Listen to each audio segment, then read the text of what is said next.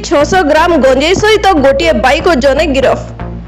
Titlagarh railway station motorcycle parking ठारे टिटलागढ़ अबकारी विभाग एवं रेलवे आरपीएफ पक्षरु 35 केजी 600 ग्राम गंजेई गोटे बाइक जबत सहित जड़े युवक को गिरफ करी कोर्ट चालन करा जायछि। गिरफ अभियुक्त जनक हेले नुआपड़ा जिल्लार सीनापाली थानार जोगीबाहाल ग्रामर राजकुमार मेहर।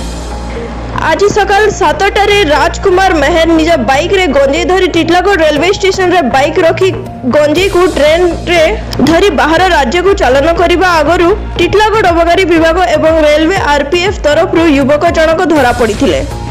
जबत गंजेई और बाइक रो मूल्य हाराहारी चाल रक्ष्य 36,000 टंका हेबो बोली अबकारी विभाग सूचना दैछंती। एही चढ़ाऊ समय अबकारी ओआईसी आशीष बेहरा, आरपीएफ आईआईसी भगवान पुनिया, आरपीएफ कांस्टेबल अशोक बेहरा सहित अबकारी विभाग बुलू सेठी, कुमुदिनी मल्लिक, सुनील बंधेई एवं गगन मिश्र उपस्थित थिले।